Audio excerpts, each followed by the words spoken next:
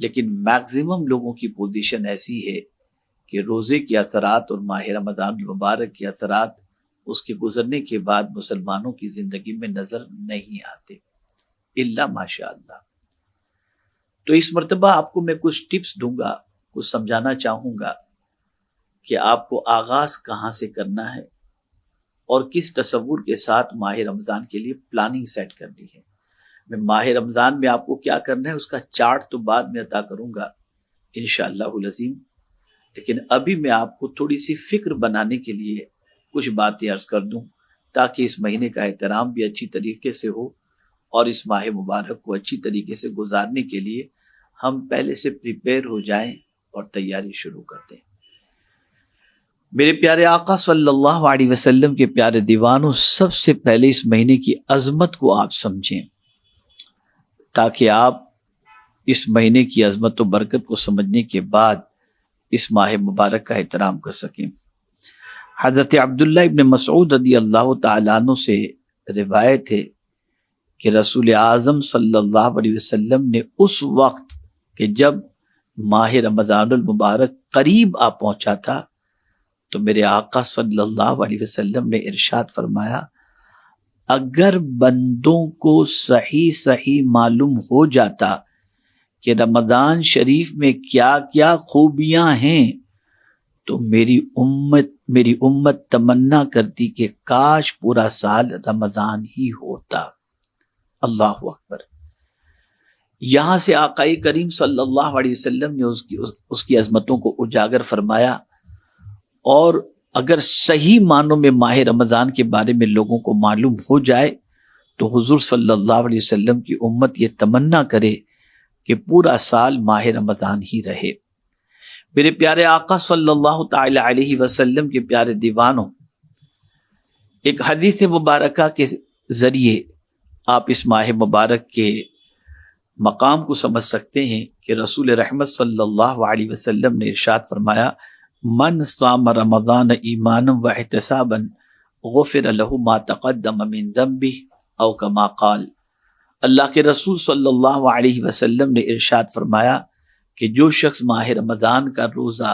رمضان کے روزے ایمان و احتساب کے ساتھ رکھے، اللہ تعالیٰ اس کی مغفرت فرما دیتا ہے۔ اب اسے آپ سمجھیے گا اور اس کے بعد ماہ رمضان کی عظمت اور اس کے سلسلے میں اپنی سوچ بنانے کی کوشش کیجیے گا۔ جب اس کے بارے میں فقی ابو اللیث سمرقندی رحمت اللہ تعالی علیہ سے پوچھا گیا تو انہوں نے بڑی پیاری بات فرمائی کہ یہ ایمان اور احتساب سے کیا مراد ہے کہ من صام رمضان ایمانا و احتسابا، کہ جس نے رمضان کے روزے رکھے ایمان اور احتساب۔ تو ایمان سے کیا مراد اور احتساب سے کیا مراد؟ سنیے اور اپنا ایمان تازہ کیجیے۔ فرماتے ہیں ایمان سے یہاں مراد یہ ہے کہ اللہ نے قائم اللیل اور صائم النہار کے لیے، یعنی راتوں کو کھڑے رہ کر عبادت کرنے والے اور دن میں روزہ رکھنے والے کے لیے ثواب کا جو وعدہ فرمایا ہے اس کی تصدیق کرے، یعنی دل سے سمجھے کہ یہ وعدہ اللہ کا حق ہے، اس کو سچا سمجھے اور دل سے اس کی تصدیق کرے، یعنی سچ مانے، حق جانے اور کوئی ڈاؤٹ اپنے دل میں نہ رکھے۔ یہ ہے ایمان سے مراد، کہ جس نے ماہ رمضان کے روزے ایمان کے ساتھ نے وداؤٹ ڈاؤٹ جو فضیلتیں اللہ عز و جل نے روزہ رکھنے والے کے بارے میں فرمایا ہے اس کے بارے میں یقین رکھے کہ مجھے وہ ثواب ملے گا، یعنی اللہ مجھے ضرور معاف فرمائے گا، میرے اگلے گناہوں کو معاف فرمائے گا، یہ کانفیڈنس اس کے اندر ہونا چاہیے۔ یہ ایمان سے مراد ہے۔ اور احتساب سے مراد یہ ہے کہ دھیان سے اس کی طرف توجہ ہو، یعنی حصول ثواب کی نیت کرے اور اللہ تعالی کے لیے خاشع رہے، دل اس کا حضور رب قدیر جل جلالہ کے حضور جھکا رہے، یعنی وہ اپنی کیفیت اور اپنی سچویشن کو اچھی طریقے سے بنا لے، اپنی فکر کو اچھی طریقے سے بنا لے کہ روزے کی حالت میں اس کی توجہ اللہ عز و جل کی طرف ہو اور ہر اس چیز سے بچے جس سے اللہ عز و جل نے روزے دار کو بچنے کا حکم دیا اور اللہ کے رسول صلی اللہ علیہ وسلم نے روزے دار کو بچنے کا حکم دیا۔ بالکل احتساب کرے کہ کہیں روزے میں کوئی گڑبڑی تو نہیں ہو رہی ہے، کہیں کوئی زبان پھسل تو نہیں رہی ہے، کوئی غلط بات تو نہیں نکل رہی ہے، اللہ کی ناپسند بات تو نہیں نکل رہی ہے، یہ بالکل، اور دل اس کا اللہ کی طرف جو ہے بالکل مائل رہے کہ میرا مولا مجھے دیکھ رہا ہے، پالنہار حقیقی مجھے دیکھ رہا ہے، یہ ہے احتساب۔ میرے پیارے آقا صلی اللہ تعالی علیہ وسلم کے پیارے دیوانوں، اسی کے ساتھ ساتھ رسول اعظم صلی اللہ علیہ وسلم نے فرمایا کہ بندے کو چاہیے کہ ماہ مبارک کی حرمت و عزت پہچانے، یعنی ماہ رمضان کی حرمت کو پہچانے، اس کی عزت کو پہچانے۔ دوسری چیز، ہر وقت جھوٹ، غیبت اور فضول گوئی سے زبان کو محفوظ رکھنے کی کوشش کرے۔ اسی کے ساتھ ظاہری اعضاء یعنی ہاتھ، پاؤں، آنکھ، کان، ناک کی خطاؤں، لغزشوں سے حفاظت کرے۔ اسی کے ساتھ حسد اور عداوت مسلمین سے دل کو محفوظ رکھے۔ جب یہ سب کر لے تو اب یہ چاہیے کہ اپنے عمل پر پھول نہ جائے، خائف رہے اس بات سے کہ اللہ تعالیٰ قبول فرمائے گا یا نہیں، یعنی میرا عمل اللہ کے نزدیک قابل قبول ہے یا قابل رد میں نہیں جانتا۔ یعنی اتنی سب کچھ، اتنی احتیاط کرنے کے بعد، زبان کی حفاظت، سب کچھ کرنے کے بعد، پھر بھی اللہ سے ڈرتے ہوئے یہ سوچے کہ کہیں میرا عمل، میری عبادت، میرا روزہ اللہ رد نہ فرما دے، یہ خوف بھی اس کے دل میں رہنا چاہیے۔ میرے پیارے آقا صلی اللہ تعالی علیہ وسلم کے پیارے دیوانوں، بعض اہل حکمت و معرفت بزرگوں سے منقول ہے کہ وہ اللہ تعالیٰ سے یوں عرض کرتے ہیں، الہی تو نے صاحب مصیبت کے لیے اپنے ذمہ کرم پر دنیا میں اجر کی اور آخرت میں ثواب کی ذمہ داری لی ہوئی ہے، تو اے میرے معبود، اگر تو نے ہمارے روزے رد کر دیے، قبول نہیں فرمائے، تو اس مصیبت پر مصیبت والے اجر سے ہمیں محروم نہ کرنا، اے وہ جو بھلائی کرنے کی صفت کے ساتھ معروف ہے۔ یعنی یہاں میں آپ کو سمجھاؤں کہ روزے کی مصیبت، مصیبت سے مراد کیا ہے؟ بھوک کی مصیبت، پیاس کی مصیبت، ان ساری مصیبتوں کو انسان برداشت کرتا ہے، تو اللہ تعالیٰ اس کی رضا کے لیے اس طریقے سے بھوکے پیاسے رہنے والے کو اجر کا وعدہ بھی فرمایا ہے دنیا میں، اور آخرت میں ثواب کا وعدہ بھی فرمایا ہے۔ لیکن اللہ والے کیا عرض کرتے ہیں کہ اے میرے کریم، اگر یہ عمل ہمارا رد ہو گیا تو نہ دنیا میں اجر ملے گا نہ آخرت میں ثواب، تو مولا تیری بارگاہ میں عرض ہے کہ ہمارے روزے کو رد نہ فرمانا۔ یہ وہ لوگ کہہ رہے ہیں جن کے روزوں کو مثالی روزے کہا جا سکتا ہے۔ روزے کی حالت میں ان کی عبادت و ریاضت کا عالم یہ ہوتا جس کی کوئی انتہا نہیں، جو صرف تراویح ہی نہیں پڑھتے تھے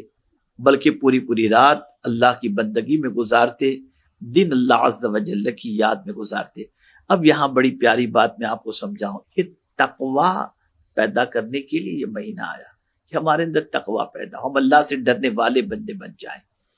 اس لیے کہ یہی ایک صفت، اتنی عظیم صفت ہے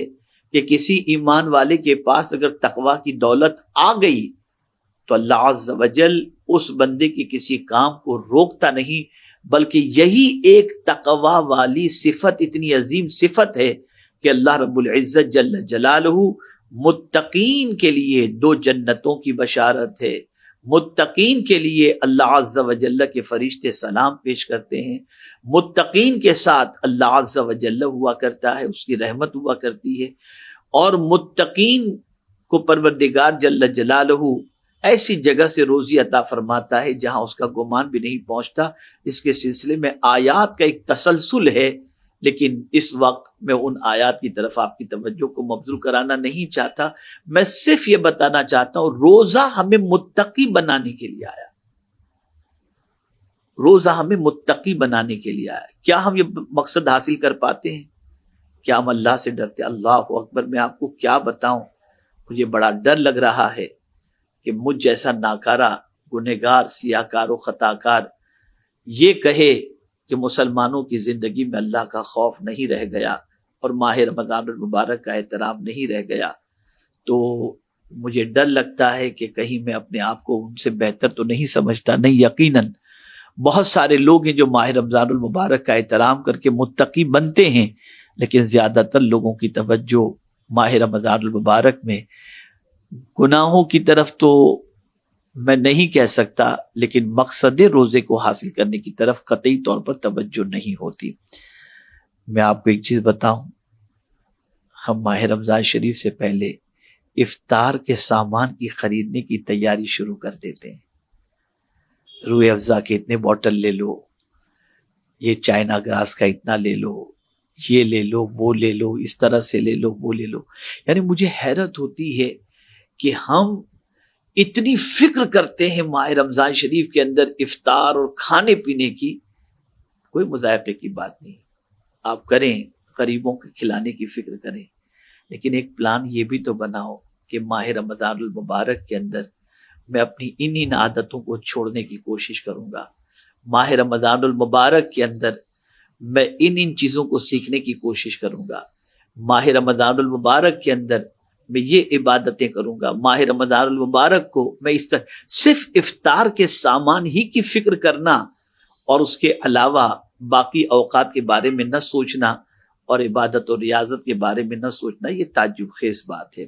یہاں ایک خاص بات میں عرض کر دوں، میں انشاءاللہ العظیم چارٹ پورا آپ کے سامنے لے کر کے آؤں گا کہ ماہ رمضان میں کرنا کیا ہے. اب آپ دیکھیں، بہت سارے لوگ یہ تصور کرتے ہیں کہ یہ دن بھر روزہ رکھنا اور پھر بھوکا پیاسا رہنا، یہ تو یار ایک قسم کی مصیبت ہے. تو میں آپ کو بتاؤں، ماہ رمضان ہمیں پاک کرنے کے لیے آتا ہے، پاک کرنے کے لیے. یہاں ایک مثال کے ذریعے میں آپ کو سمجھاؤں کہ 11 مہینے تک ہم نے اپنے دامن پر، اپنے وجود پر گناہوں کے دھبے لگا دیے، اتنے گناہ کیے کہ پورا جسم گناہوں سے آلودہ ہے، ظاہر بھی اور باطن بھی. اور یہ بھی بتا دوں، ہم بھلے دنیا کے سامنے پرہیزگار بن کر کے گھومتے ہوں، لیکن قرآن کہتا ہے بل الانسان علی نفسہ بصیرہ، ہر انسان اپنے بارے میں جانتا ہے، اپنے آپ کو دیکھتا ہے، کیا وہ اندر سے ہے، کیا اس کی کیفیت ہے، ہر انسان جانتا ہے. اب یہاں میں آپ کو سمجھاؤں، پاک کرنے کے طریقے ہوتے ہیں. آپ نے دیکھا ہوگا کہ ماں کی ممتا، اللہ کی ذات ساری تمثیل سے پاک ہے، لیکن ایک بچہ چھوٹا سا ننھا سا جب گندگی کرتا ہے، نجاست آلود ہوتا ہے، یا اس کے کپڑے گندے ہوتے ہیں، اس کے بدن پہ لگے ہوئے کپڑے جب گندے ہوتے ہیں یا وہ گندا ہوتا ہے، پوٹی کیا ہوا ہوتا ہے، تو ماں اسے جب دھلاتی ہے نا اور اسے صاف کرتی، تب وہ چیختا ہے، چلاتا ہے اور روتا ہے. تو کوئی یہ کہتا ہوا دکھائی دیتا ہے یہ کیوں ایسا ماں کر رہی ہے، بچے کو کیوں رلا رہی ہے؟ لیکن ماں جانتی ہے کہ اس کی صفائی سے، اس کی گندگی کی صفائی سے اس کو راحت ملے گی، اس کی طبیعت خراب نہیں ہوگی، وہ بہتر ہو جائے گا. اور پھر آپ دیکھتے ہوں گے کہ گندگی کو صاف کرنے کے بعد، نہلا دھلانے کے بعد ماں پاؤڈر لگاتی ہے، اسے اچھے کپڑے صاف ستھرے پہناتی ہے، پھر اس کے بعد ماں اس بچے کو اس کی خوراک دے کر کے اس بچے کو سلا دیتی ہے، اور پھر بچہ اتنے سکون سے سوتا ہے اور فریش ہو کر کے بعد میں وہ اٹھتا ہوا دکھائی دیتا ہے. یہ مثال صرف سمجھنے سمجھانے کے لیے ہے. میرے رب کی ذات ساری تمثیل سے پاک ہے. ہمارے جسم پر لگے ہوئے گناہوں کے دھبوں کو اللہ عز و جل صاف فرماتا ہے. ہمارے روزے کے ذریعے، ہماری تراویح کے ذریعے، ہماری عبادت کے ذریعے اللہ ہمیں پاک و صاف کر دیتا ہے، گناہوں سے نکال دیتا ہے. اللہ اکبر.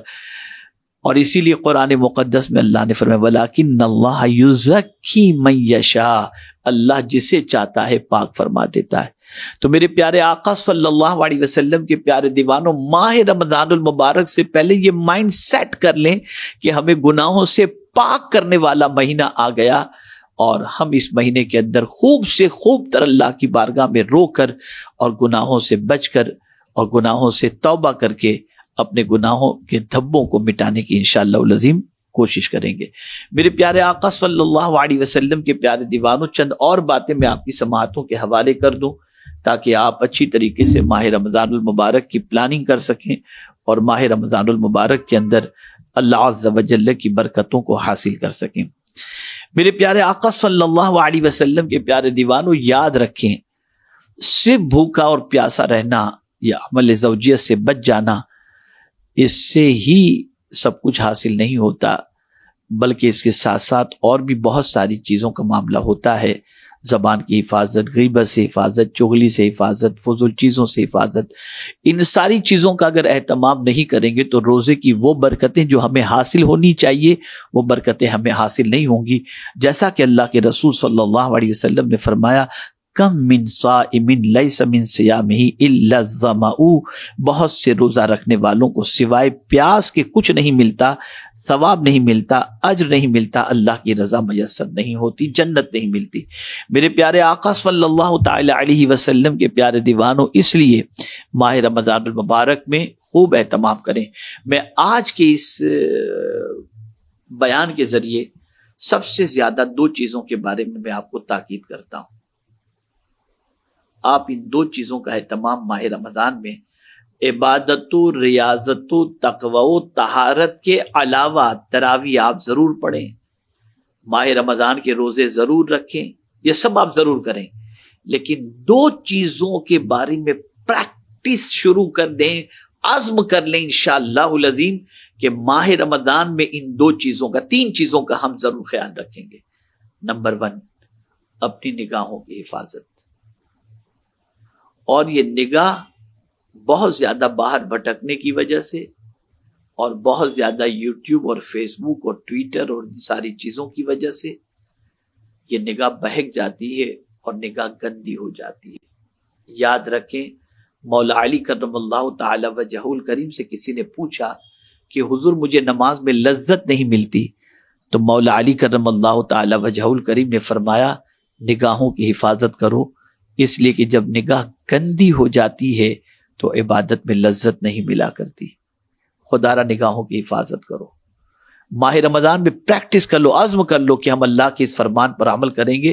قل للمؤمنین یغضوا من ابصارہم ویحفظوا فروجہم، اللہ کے رسول صلی اللہ علیہ وسلم سے رب نے فرمایا کہ مومنوں سے اور مومنات سے فرما دیں کہ وہ اپنی نگاہوں کو نیچی رکھیں اور شرمگاہوں کی حفاظت کریں۔ اس سنت کو زندہ کریں، عادت بنا لیں، پریکٹس کریں، ماہ رمضان میں نگاہوں کو نیچی رکھنے کی پریکٹس کرنا شروع کر دیں، عزم کر لیں کہ انشاءاللہ اس مہینے میں ہم خاص طور پر اہتمام کریں گے۔ اللہ کرے کہ یہ عادت بن جائے، اور یہ عادت اتنی اچھی عادت ہے کہ اگر نیچی نگاہ کی عادت بن گئی تو انشاءاللہ العظیم عبادت کی لذتیں نصیب ہوں گی، اور بہت سارے گناہوں سے انشاءاللہ العظیم ہم بچنے کی طرف مائل ہو جائیں گے۔